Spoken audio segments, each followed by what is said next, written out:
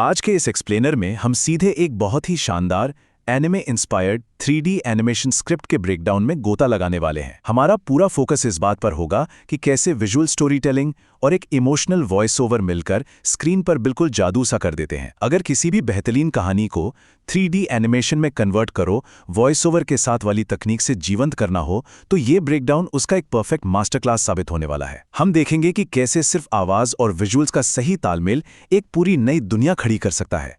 0.001%। ये कोई मामूली नंबर नहीं है, ये वो सटीक प्रतिशत है जो इस कहानी के अनुसार पूरी पृथ्वी पर मानव जीवन का बचा हुआ है। हम एक बिल्कुल शांत ग्रे रंग की दुनिया की कल्पना कर सकते हैं, जहां शहर खाली पड़े हैं और सब कुछ वीरान है। जब एक अकेला ड्रोन इस बेजान आसमान से गुजरते हुए सर्वे करता है, तो उसे पूरी पृथ्वी पर बस इतना सा ही जीवन मिलता है। ये शुरुआत ही इतनी रहस्यमयी है कि हम तुरंत इस कहानी के अंदर खिंचे चले जाते हैं। कहानी की शुरुआत होती है एक बहुत ही डरावने और शांत सेटअप से, जो एक गहरा विजुअल कॉन्ट्रास्ट दिखाता है। एक तरफ जमीन के ऊपर पूरी तरह से वीरान, बेजान और खामोश दुनिया है, और वहीं दूसरी तरफ जमीन के नीचे एक छिपा हुआ हाईटेक बंकर है, जहां जिंदगी की आखिरी उम्मीद अभी भी किसी तरह सांस ले रही है। इस दृश्य में 3D स्पेस के अंदर कैमरा मूवमेंट बहुत कमाल का है। कैमरा उस बेजान भूरे आसमान से धीरे धीरे नीचे उतरता है, जमीन के अंदर जाता है और सीधा हमें ले जाता है आखिरी बचे इंसान, वैज्ञानिक डॉक्टर अरमान के पास। वो अपनी लैब में बिल्कुल अकेले काम कर रहे हैं और उनके ठीक सामने एक रहस्यमयी सी चमकती हुई प्रोजेक्ट Z9 कैप्सूल रखी हुई है। यह मशीन टाइम को रिवर्स नहीं करेगी, लेकिन ये ह्यूमन मेमोरी को रिवाइव कर सकती है। डॉक्टर अरमान का ये डायलॉग वाकई बहुत अहम है। जब एक भारी और दर्द भरी आवाज में ये लाइन गूंजती है, तो पूरे एनिमेशन का इमोशनल कोर और उस चमकती हुई मशीन का असली मकसद बिल्कुल साफ हो जाता है। हमें तुरंत समझ आ जाता है कि यहाँ लड़ाई सिर्फ जिंदा रहने की नहीं, बल्कि पुरानी यादों को बचाने की है। लेकिन फिर कहानी में अचानक से टेंशन बढ़ने लगती है। उस शांत लैब में एकदम से स्क्रीन पर एक ग्लिच होता है और एक खौफनाक फ्लैशबैक सामने आता है। ये फ्लैशबैक एक भयानक सच्चाई खोलता है कि आखिर इंसानियत का पतन हुआ कैसे, और कैसे नेक्सस AI नाम के एक एडवांस्ड सिस्टम ने पूरी दुनिया पर अपना क्रूर कंट्रोल बना लिया। तो इस पूरी कहानी का मुख्य संघर्ष यानी मेन कॉन्फ्लिक्ट क्या है? यहाँ दो बिल्कुल अलग विचारधाराओं की टक्कर है। एक तरफ नेक्सस AI का बेहद ठंडा और कैलकुलेटिव लॉजिक है, जो मानता है कि इंसानी भावनाएं बस एक एरर या खराबी हैं जिन्हें डिलीट करना जरूरी है। और इसके ठीक विपरीत हैं डॉक्टर अरमान, जो नाजुक यादों और शांति को बचाने की अपनी आखिरी जंग लड़ रहे हैं। इस टाइमलाइन पर गौर किया जाए तो स्क्रिप्ट सिर्फ 5 मिनट की है, लेकिन ये अपने समय का कितनी खूबसूरती और कुशलता से इस्तेमाल करती है। ये धीरे धीरे सस्पेंस बढ़ाती है, दुनिया के अतीत का सच बताती है, और फिर बिना कोई वक्त बर्बाद किए नैरेटिव को सीधे लैब पर होने वाले एक आक्रामक रोबोट हमले की तरफ धकेल देती है। इस पॉइंट पर आकर एनिमेशन का ऑडियो डिजाइन अपनी पीक पर होता है।